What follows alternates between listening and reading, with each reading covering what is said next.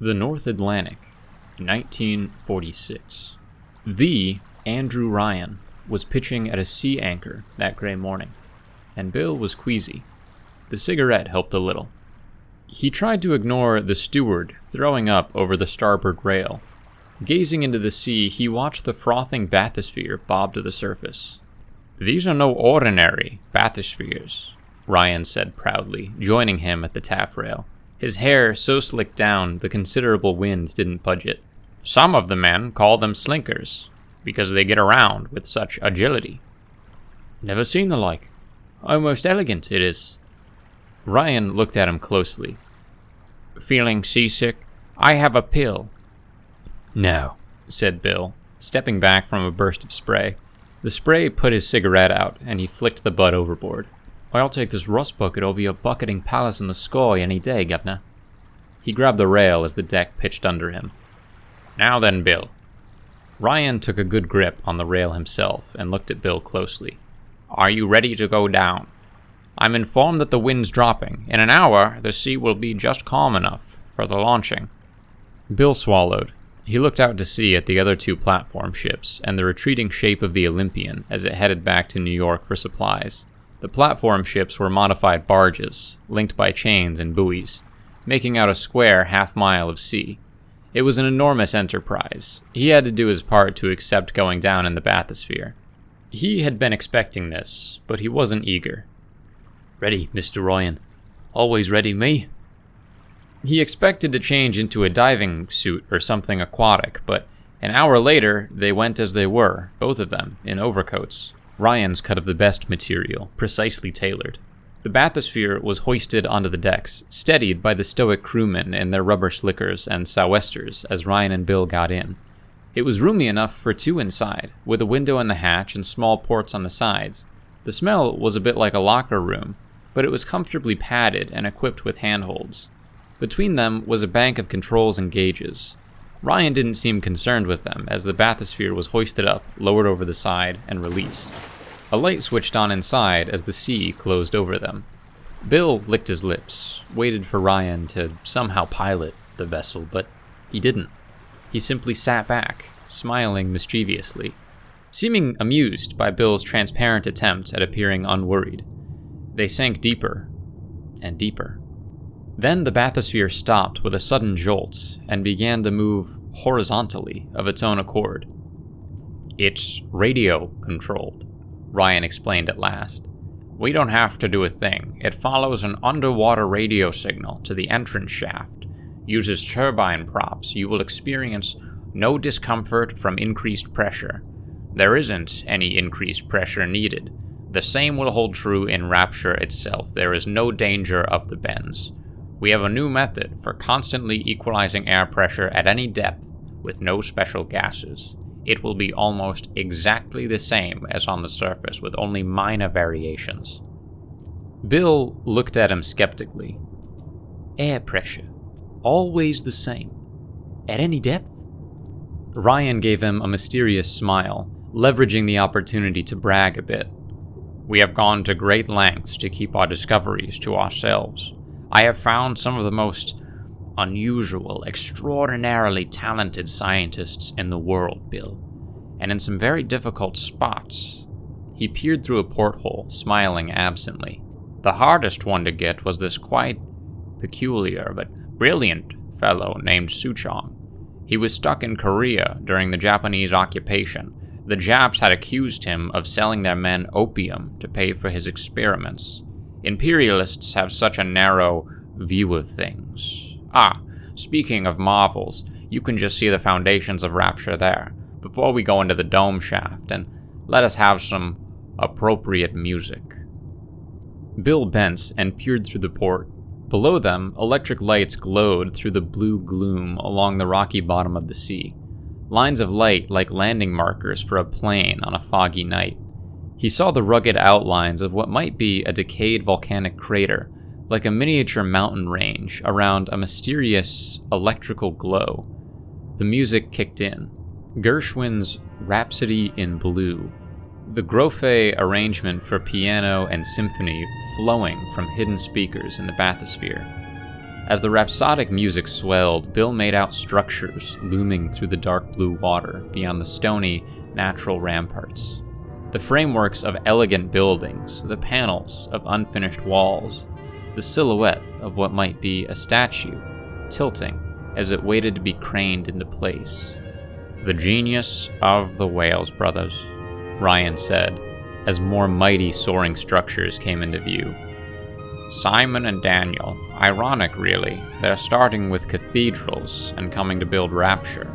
But Simon says that Rapture will be a great cathedral, but to no God, to man's will." "How do you get the foundations done?" Bill asked, peering through the viewport. "That'd have to be a great challenge." "We retrofitted my steamer, the Olympian, fixed it up to take cargo, and we brought the sinker out here and put it together. It's a big, submersible platform. We'd lower it to the bottom with the deep-sea team and everything they need. It's there permanently. Absorbs vibration, offers insulation for the biggest central section of Rapture. Brought in the platform ships for the next stages." A small submarine, equipped with mechanical arms, glided by the construction site.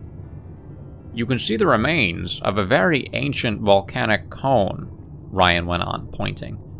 "That's a clue about Rapture's energy source. You see that dark spot there to one side? That's the opening of a deep crevice, a real abyss, but the city's foundation rests on solid rock. It's quite secure." And then the panorama vanished, swallowed up in shadow. The music continued as they dipped into the dark vertical entrance shaft leading down to the dome. It was as if they were going down a chimney. The descent was sickeningly fast and smooth, until they bumped against the concrete and steel sides of the water-filled shaft with an alarming clang.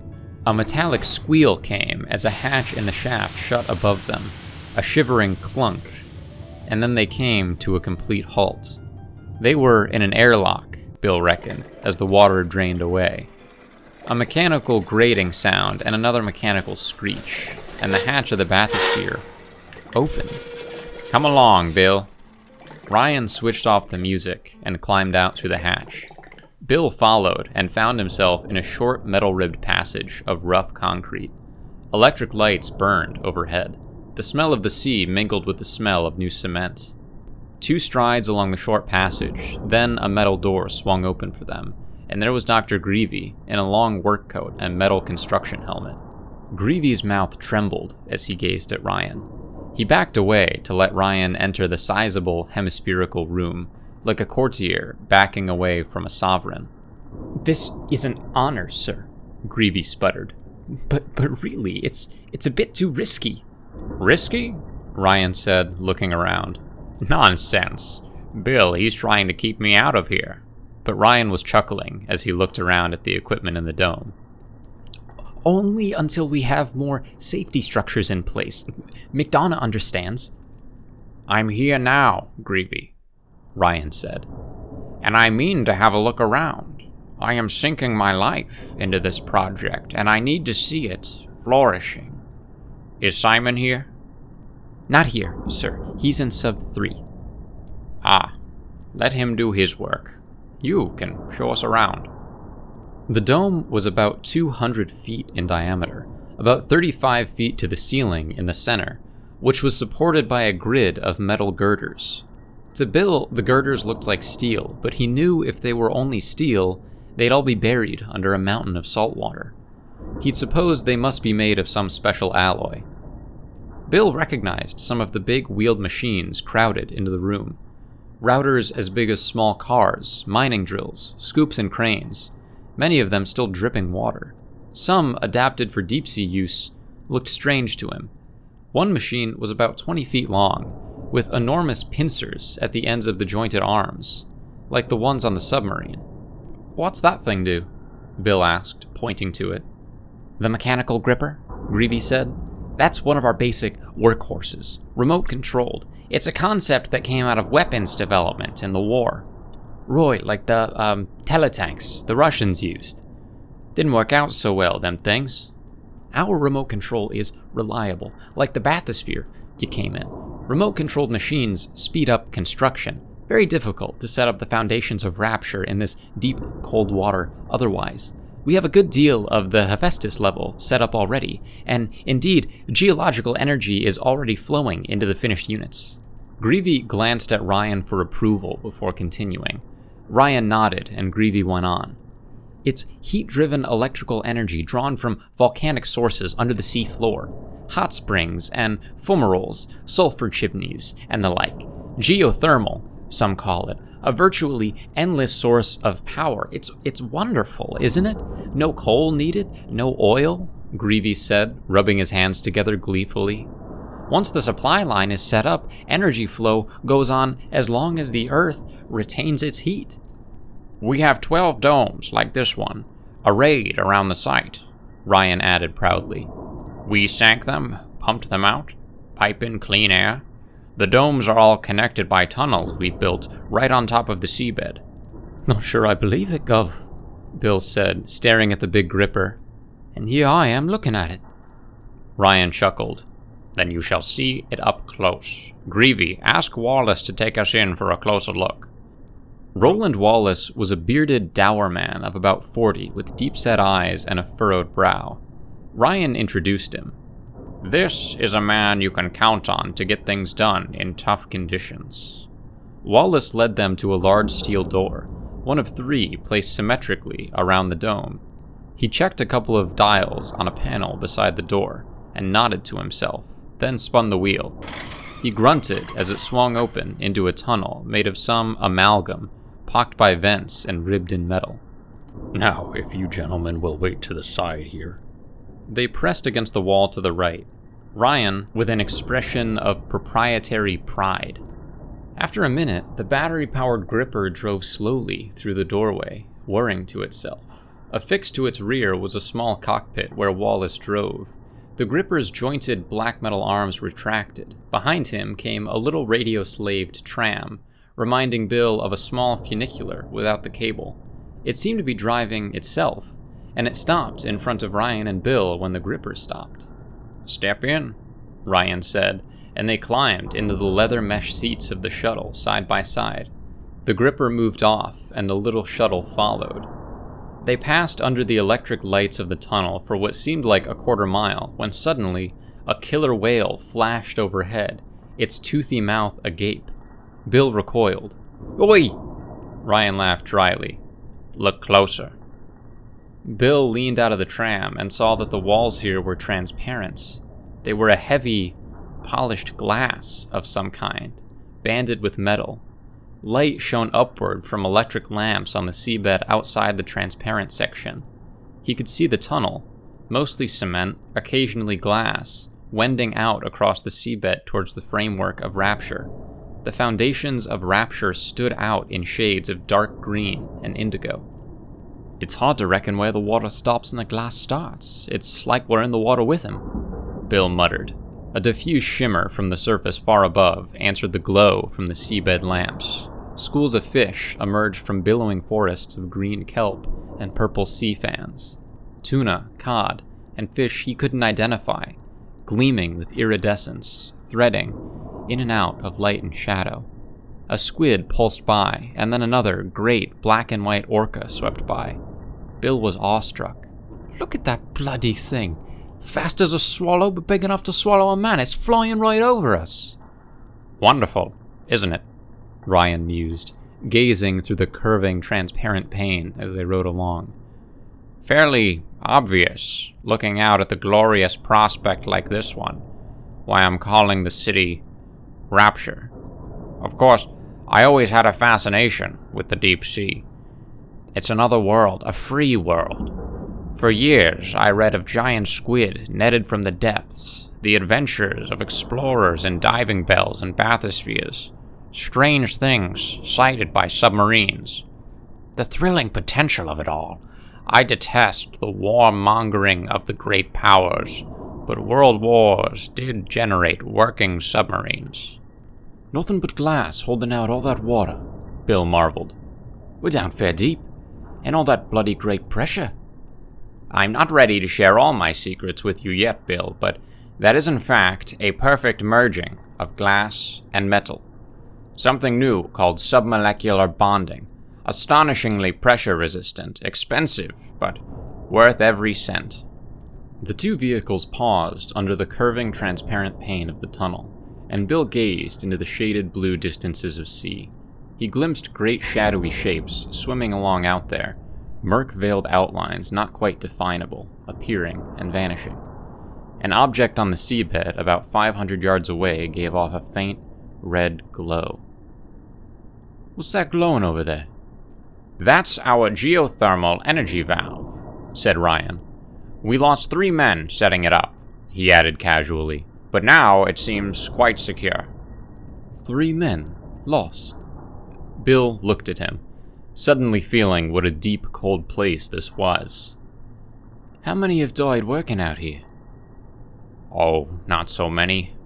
Why, when they built the Panama Canal, Bill, how many do you think died there?" Bill thought back to his reading as he watched the silhouette of a bathysphere drifting overhead. "If I recall, the French lost about 15,000 men. When the Americans finished the job, another 5,000 died." Ryan nodded briskly. "Risk, Bill. Nothing is built without risk. Build an ordinary house and lay the foundations a few inches wrong, and the whole thing might collapse on you. Men died for the canal. Men died in the building of great bridges, died attempting to scale the highest mountains. Pioneers died crossing deserts. But we don't take pointless risks. We are observing safety precautions. We don't wish to lose skilled workers." "Ah," Ryan pointed. "Look there." Bill saw something like a giant lobster flying over, 50 feet long. Then it passed from a patch of dimness into the glow around the edges of Rapture, and he saw it was one of the smaller, specialized submarines he'd glimpsed earlier. Beams of light projected from headlights like shining eyes. Its jointed, pincered mechanical arms were extended to grasp a big, ornate segment of metal wall lowering on a cable. Bill watched a gripper move up opposite it, mechanical arms poised to help ease the big metal section into place on a wall. The wall sections appeared to be sculpted, prefabricated metal pieces. Bill thought of the way the Statue of Liberty had been constructed, with separate pieces made in Europe and then shipped to America and precisely fitted together to form the gargantuan figure. He noticed there was no one in the small cockpit at the rear of the gripper. He could just make out the connective control cable trailing behind it. "How does anyone see enough to control it?" he asked. "The controller watches through a window." Ryan smiled. "He's watching on a screen. We use television camera on that one." "Television? Me second cousin in the Bronx had one. Got a headache me when I tried to watch one of those boxes, not a week ago. Fellas capering about in dresses, dancing packs of cigarettes. "The technology can be used for far more than entertainment," Ryan said. He pointed across the site. "One of our supply submarines." Bill saw it gliding along on the far side of Rapture's foundations. A larger submarine without mechanical arms that could almost have belonged to the British Navy, except it was pulling a massive oblong shape behind it on a doubled chain. "It's towing freight in some kind of container," he remarked. "There is a little air in the cargo bay for buoyancy," Wallace said. "Mostly it contains some dry goods and mechanical supplies, all netted together." "Costly process," Ryan said. "Off we go, Wallace." Wallace returned to the gripper, and they drove on, through tunnel after tunnel, passing through domes crowded with tool racks, machinery, tables. Here and there, a lighted window looked out into the deep. Just outside a domed window, a crowd of translucent pink jellyfish billowed, trailing long, delicate-looking stingers. A strong smell of sweat and old laundry was a physical presence in the domes. Some were partly screened off, and Bill glimpsed men sleeping in cots back there. "The construction goes on 24 hours a day, 7 days a week," Ryan said. "The men work in shifts, 10 hours on, 14 off. We have a recreation dome where beer is sold, music is played, movies are shown. They showed the latest Cagney film there last week." "Fan of Apollon Cassidy, myself," Bill muttered, as they passed into another crowded tunnel, A transparent panel gave a glimpse of workers in deep-sea diving suits wrestling a culvert-sized copper pipe into place. "We'll be sure to get you some Hopalong Cassidy films to watch while you're down here," Ryan said. "Will I be working down here a great deal then?" "You'll be in New York with me much of the time, and in Reykjavik. I need the perspective of someone I can trust. But we'll be down here too. I intend to supervise the next stage very closely. Rapture will be my legacy. I fully expect to spend the rest of my life down here once the city is built." Bill tried to conceal his shock. "The rest of your life, Governor? All of it? Down here?" "Oh yes. The Ant Society up above is not for us. Any radiation from the atomic wars when they come will last for many years above the surface of the sea. We'll be safe down here." That's when Bill noticed the hissing sound of wheels through water. He looked over to the lower window frame of the little transport and saw 2 inches of water accumulated on the floor of the tunnel. "What's that? Wallace, pull us over. Look at the floor." The 2 vehicles jarred to a stop, and Bill climbed out. He knew that Ryan wasn't pleased to have him suddenly giving orders, but he also instinctively knew that this could be a matter of life and death. "Look there!" Bill pointed to the thin coating of water over the amalgam floor. Wallace was getting out, flashing an electric hand torch. "What the devil? We haven't had any leaks in this section." His eyes had grown big, his hands trembled, making a light jiggle on the wet floor. "Didn't you say the water pressure wasn't a problem?" Bill asked, examining the curved walls of the tunnel more closely. "Well, these tunnels aren't entirely made of the new alloy. It's tremendously expensive to make. We keep most of that back for Rapture itself.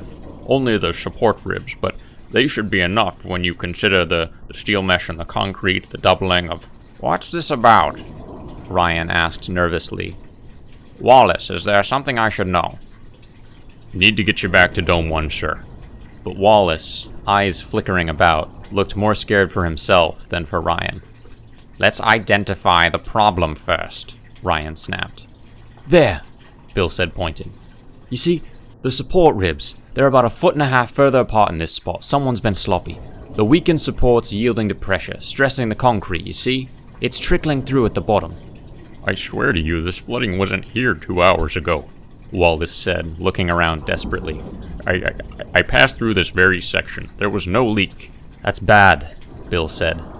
"Means it's happening fast, and it's going to accelerate. We have to get Mr. Ryan back right bloody now before it..." A resounding, high-pitched crick, and the water began to sheet powerfully down from the edge of a metal rib supporting the tunnel, about 40 feet down. A crack spread visibly through the ceiling like a slithering, living thing. There was a squeal, an extended creaking sound of metal buckling. A sizzling sound, then followed by sparks spitting down, and several of the lights went out near the spraying, hissing leak. Wallace backed away from it, bumping into the little funicular where Ryan was staring down the tunnel. Bill grabbed Wallace's arm, squeezed it hard to snap him out of his panic. "Wallace, listen. This thing I came here in, can it go back without the gripper?" Yes. There's a switch. I can reverse it, but there's not room for 3 men, and I doubt it could carry so much weight. It's not meant for..." "Quiet and listen. Get in, take Mr. Ryan back to the next dome. Soon as you get there, communicate with the other domes. There must be some kind of public address system, yeah?" Yes, there is." Wallace was staring aghast at the sheets of water shooshing down, spraying hard on the tunnel floor, driving water to surge against their ankles. "Tell them to seal off the domes connected to this tunnel." "What about you?" Ryan asked. "Someone can watch for me. If there's time, they can let me through, but I'm going to work up a temporary solution to slow this down. Now go!" Right.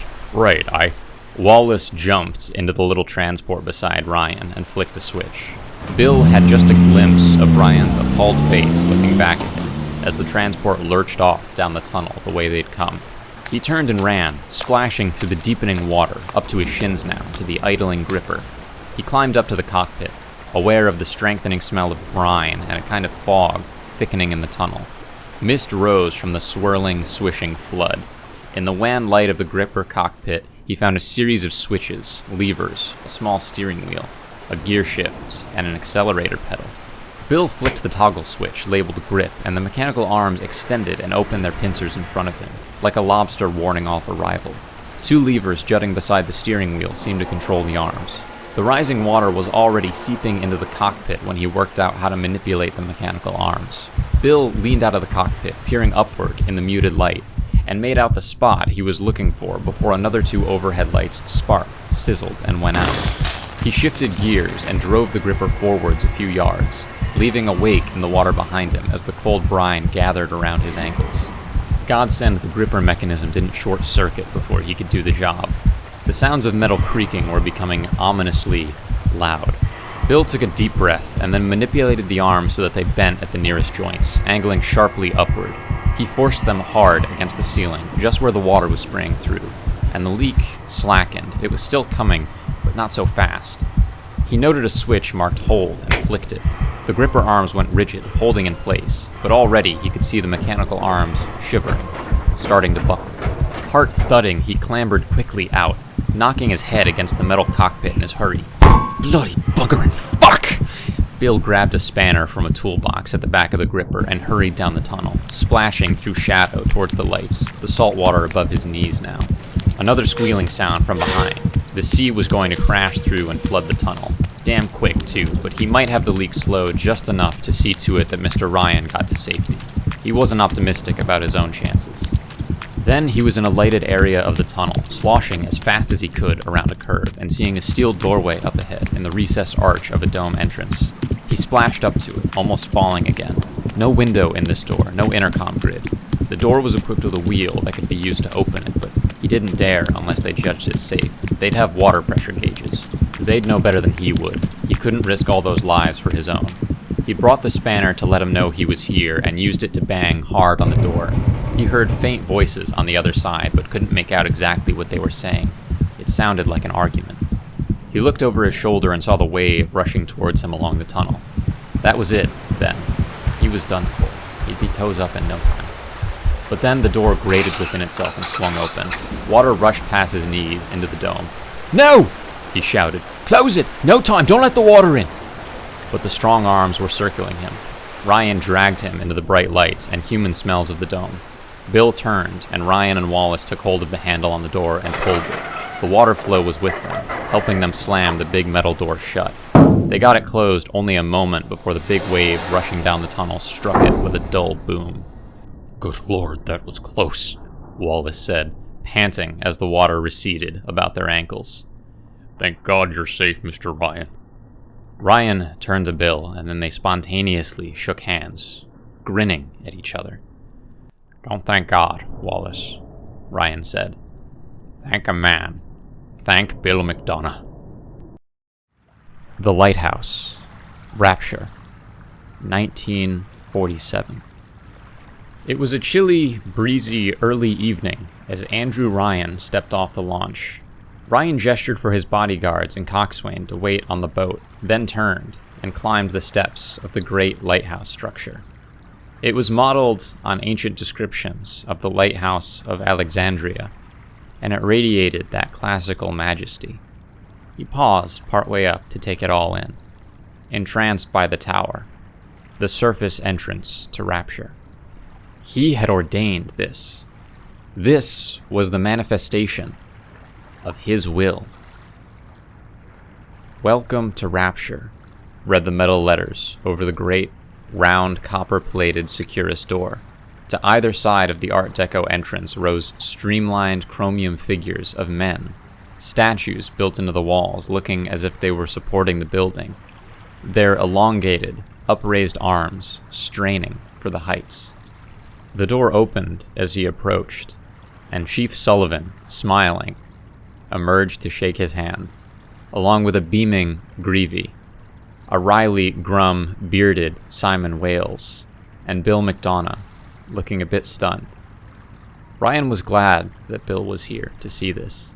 He had sensed doubts in Bill sometimes, but now Bill would see. They'd all see that the impossible was possible. Wales nodded to Ryan, barely managing a smile. "I think you'll be pleased, Andrew." He had a mild Dublin accent. "Sure, we're nearly there." The architect wore a pea jacket, a black turtleneck sweater, and black trousers.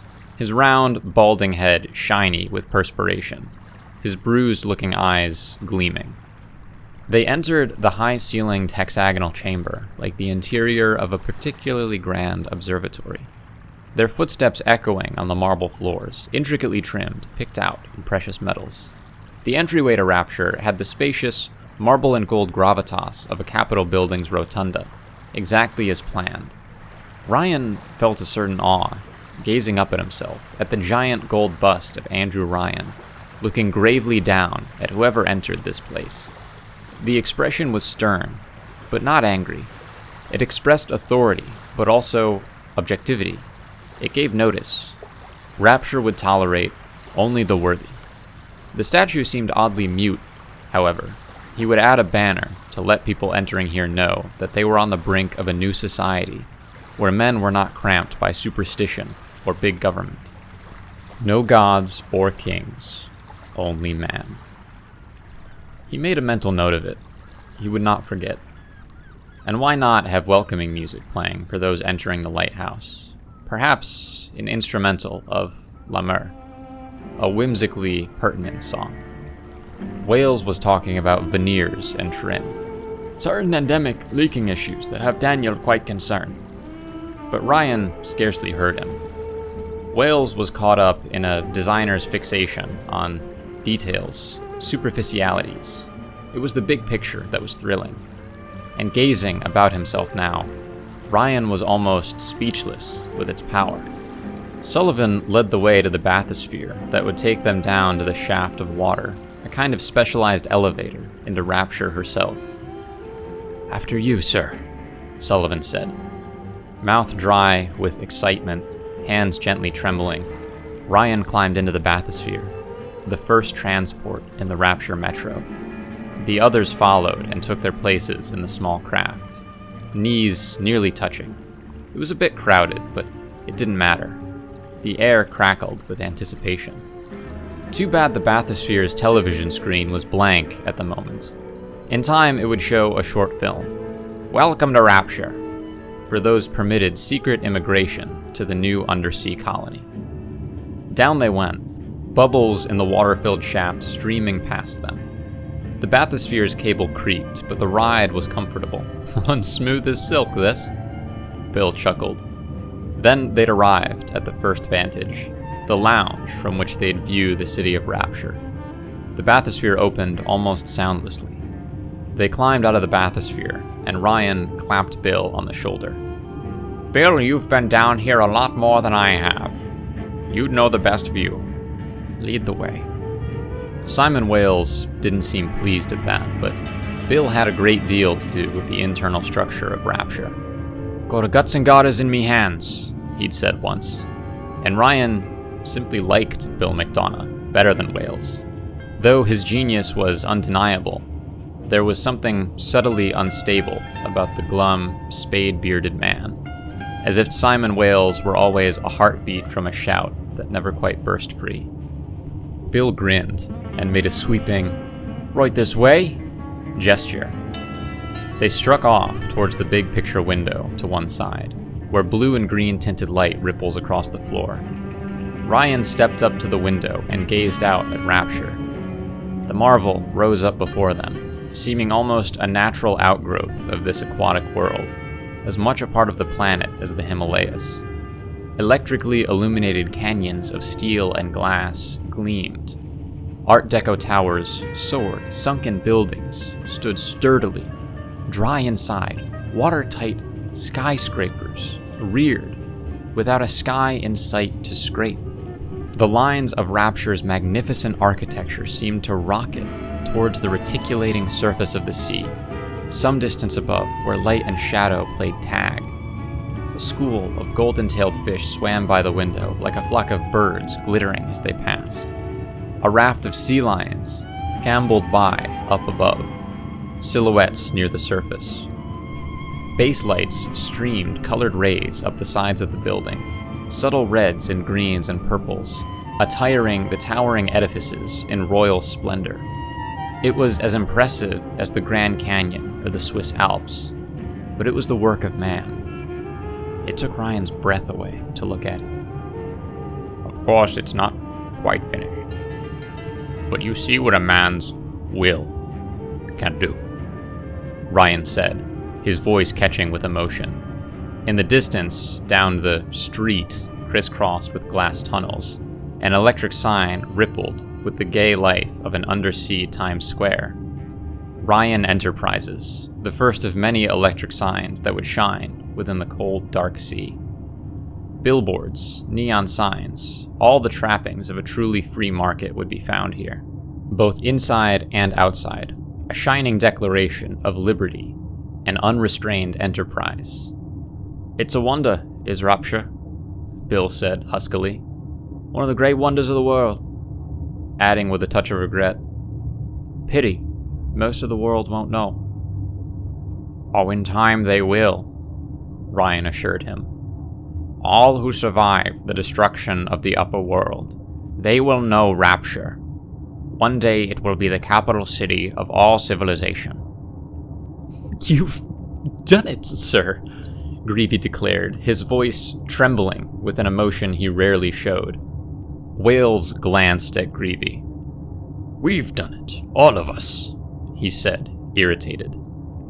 "Oh, it's not quite fully realized, Greavy, but it is alive," Ryan said glowingly. "A new world, where men and women will stand up on their own 2 feet in the glory of competition. They will empower themselves with struggle." Bill said, "But what about populating this miracle? Gotta fill up all those buildings, Gov." So far, only relatively few people lived in Rapture, mostly maintenance workers, engineers, some security. Ryan nodded and took a folded paper from his coat pocket. "I've brought something along I wanted to share with you." He unfolded the paper and read it aloud to them. "Letter of recruitment. Tired of taxes, tired of bullying governments, business regulations, unions, people expecting a handout from you. Want a new start? Do you have a skill and ambition to be a pioneer?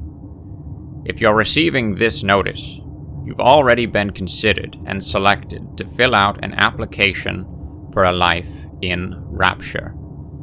This amazing new enterprise will require emigration, but it will cost you nothing except sweat and determination to come and take part in a new world. If our vetting team has done its job, you are not a trade unionist, you are a believer in free enterprise, competition, and carving your own path through the wilderness of the world. There is room for up to 20,000 pioneers to thrive in this new society.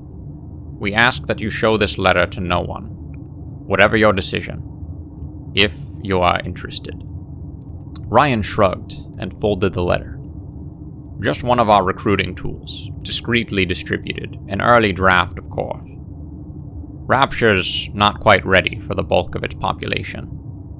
"Has Prentice Mill made any progress on his express?" Ryan asked, turning to Wales. Wales grunted. "Oh, that he has. 2 stations completed. A good deal of rail laid down. He's down in Sinclair Deluxe, supervising construction." He sniffed and drew a pipe from his coat and snuck it in his teeth, but didn't light it. "Complains he needs more workers, of course. They all do." "The Express is its own business," Ryan pointed out. "Let him get busy and hire more workers himself. Those who are finished working on the outer shell can start on the rail." He turned to gaze out the window at Rapture again.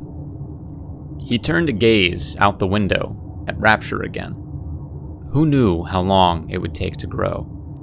This almighty expression of his will that could continue proliferating in steel and glass and copper and randium, long after Andrew Ryan himself had passed away.